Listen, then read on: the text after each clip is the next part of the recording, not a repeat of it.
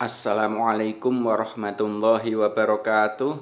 Para peserta PPG tahun 2021 dimanapun berada, pada kali ini di panduan 14 kita akan membahas tentang panduan UP atau panduan uji pengetahuan berbasis domisili. Langsung saja, terkait dengan UP itu adalah ujian pengetahuan yang diselenggarakan setelah UKIN atau setelah uji kinerja. Jadi setelah uji kinerja, maka kita selanjutnya ada uji pengetahuan. Nah, untuk UP tahun 2021 ini diselenggarakan secara daring berbasis domisili. Jadi para peserta UP itu tidak datang ke LPTK, tetapi ujiannya berada di rumahnya masing-masing atau berdasarkan domisilinya masing-masing. Nah, apa saja yang perlu dipersiapkan dan bagaimana panduannya? Langsung saja terkait dengan spesifikasi minimal perangkat ujian. Yang pertama ada laptop. Laptop yang digunakan untuk UP berbasis domisili ini ada spesifikasinya. Yang pertama yaitu layar laptop itu minimal 10 in. 10 in itu berarti notebook itu juga bisa ya. Notebook itu kelihatannya 11,5 itu. Kemudian apalagi laptop itu malah lebih bagus. Kemudian OS-nya atau operasi sistemnya yaitu Windows 8 dengan 32 bit. Jadi yang mungkin laptopnya masih Windows 7 atau di bawahnya Windows 8 ya, maka bisa mengupgrade Windows-nya. Kemudian 32 bit ini biasanya kalau notebook 32, kalau laptop 64. Berarti yang laptop yang besar itu yang sekitar 14 in atau 15 in itu sudah mencukupi. Yang penting Windows-nya Windows 8 minimal. Kemudian RAM laptop itu minimal adalah 2 GB. Saya rasa untuk Windows 8 itu RAM-nya pasti 2 GB ke atas ya, minimal 2 GB itu. Jadi kalau beli laptop yang Windows 8 itu rata-rata RAM-nya itu sudah 2 GB. Berikutnya, spesifikasi laptop yang nomor 4 yaitu mempunyai penyimpanan minimal 10 GB.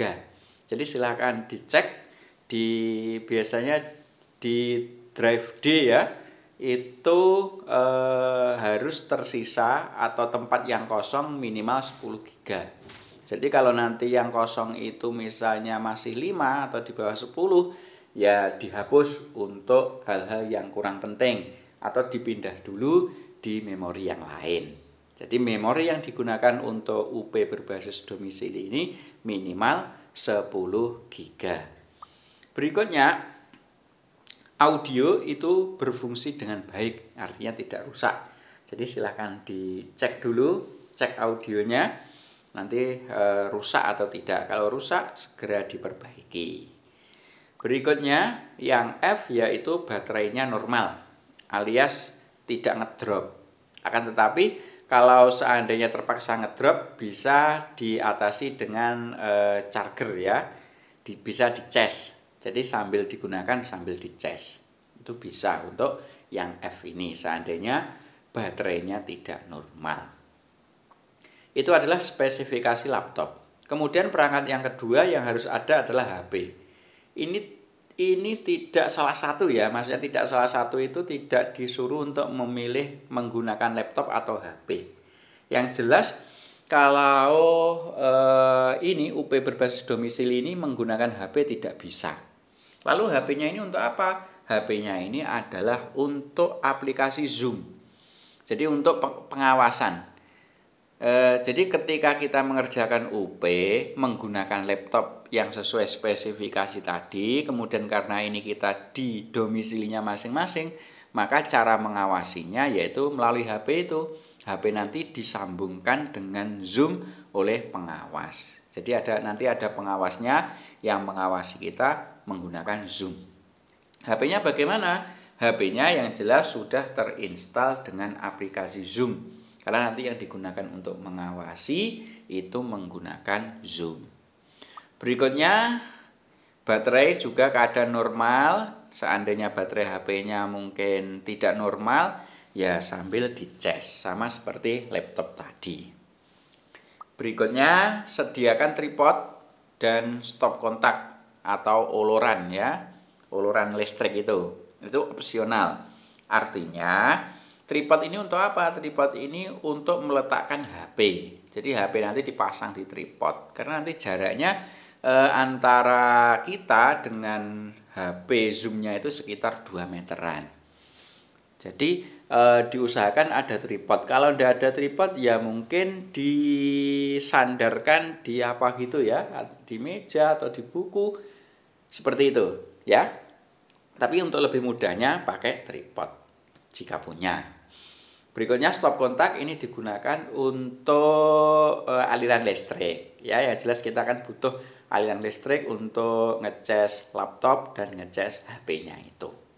Itu HP ya, perangkat yang kedua. Berikutnya kita harus punya koneksi internet karena UP kali ini berbasisnya online ya, jadi ada internetnya. Internetnya menggunakan koneksi yang stabil. Jadi dipastikan koneksi internetnya itu stabil agar nanti tidak putus di tengah jalan. Setelah itu, yaitu kuota internetnya minimal 10 GB. Ya, ini minimal paling sedikit. Untuk berjaga-jaga ya bisa dibelikan yang 15 GB atau 20 GB. Jadi minimal 10 GB. Itu untuk kuota internet. Kemudian yang wajib dilakukan peserta, yang pertama sebelum pelaksanaan. Jadi sebelum pelaksanaan ujian, peserta wajib melakukan A. Menyiapkan perangkat sesuai spesifikasi di atas. Di atas tadi ya perangkatnya berarti menyiapkan satu laptop, menyiapkan satu HP yang sudah terinstal Zoom, dan juga menyiapkan paket data internet atau kuota internet. Itu. Yang kedua, setelah menyiapkan itu, kemudian menyiapkan ruangan yang tenang dan nyaman. Jadi ruangannya ini kalau bisa tidak bising. Nanti kalau ruangannya bising, maka akan mengganggu peserta yang lain. Karena kebisingan ruangan kita nanti akan masuk Zoom, otomatis akan didengarkan oleh yang satu ruangan dengan kita atau oleh yang satu Zoom dengan kita itu. Dan juga usahakan ruangannya ini nyaman agar kita nanti bisa tenang dalam mengerjakan soal UP itu tadi. Berikutnya, sebelum pelaksanaan yang C yaitu menyiapkan meja dan kursi kurang lebih atau plus minus 2 meter dari HP.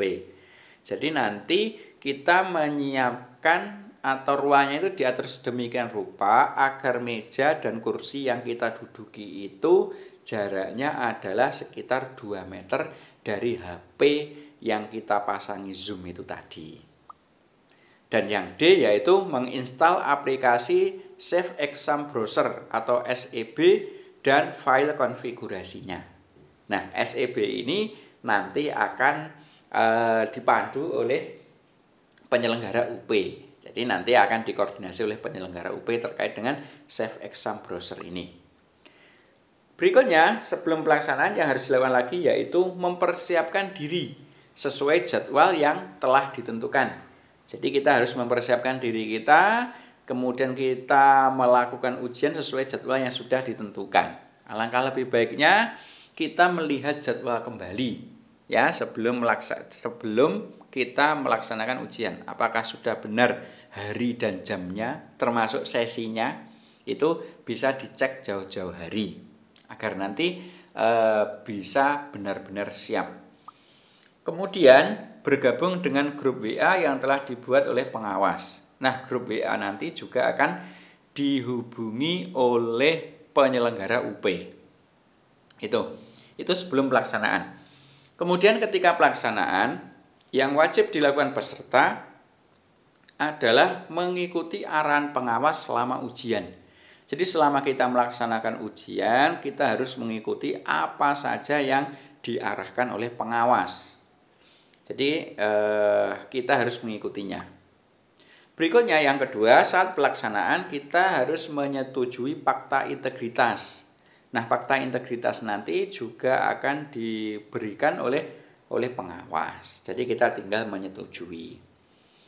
Berikutnya yang ketiga yaitu mengerjakan ujian secara mandiri. Artinya mandiri itu tanpa bantuan orang lain maupun tanpa bantuan alat lain. Misalnya tidak dibantu teman, tidak dibantu oleh Mbah Google misalnya.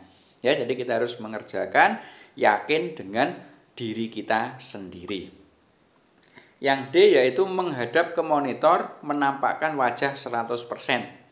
Jadi selama ujian kita harus menghadap monitor laptop ya atau monitor komputer kita dan wajahnya itu ditampakkan 100%. Wajahnya ditampakkan semuanya. Berikutnya yaitu selalu berada di tempat duduk yang terpantau oleh Zoom. Jadi saat kita melaksanakan ujian yang kurang lebih 3 jam itu kita tidak boleh kemana-mana. Harus selalu berada di tempat duduk. Kalau yang mungkin ingin ke kamar mandi ya, itu dilaksanakan sebelum ujian atau setelah ujian. Jadi saat ujian itu tidak boleh izin ke kamar mandi. Berikutnya yang F yaitu mengikuti tata tertib yang ditentukan oleh panitia. Jadi nanti panitia akan ada tata tertibnya selain ini ya, itu nanti harus kita patuhi. Karena nanti di tata tertib itu akan ada sanksi-sanksi. Baik itu sanksi ringan, sanksi sedang maupun sanksi berat. Maka agar kita tidak terkena sanksi harus mematuhi tata tertib. Kemudian setelah pelaksanaan yang wajib dilakukan peserta yaitu mengisi kuesioner umpan balik yang disediakan oleh panitia. Jadi nanti setelah kita selesai ujian akan ada kuesioner umpan balik, kita harus mengisinya. Berikutnya yang B yaitu menunjukkan coretan yang ada di kertas dan merobeknya di hadapan pengawas. Jadi kan kita selama ujian itu kan diperkenankan menggunakan alat tulis dan kertas kosong. Ya mungkin untuk menghitung kalau ada hitung-hitungan. Nah setelah kita selesai ujian maka kertas yang kita pakai untuk menghitung itu tadi ditunjukkan ke pengawas, setelah itu dirobek. Ya, agar nanti tidak dipakai untuk peserta yang lain. Itu.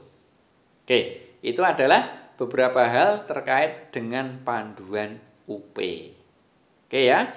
Sementara itu panduan untuk UP semoga sedikit ini bermanfaat dan semoga kita dalam melaksanakan UP itu bisa lulus 100% dan lulus semuanya. Akhirnya bisa mendapatkan sertifikat pendidik. Amin Allahumma amin. Sementara itu saya akhiri. Assalamualaikum warahmatullahi wabarakatuh.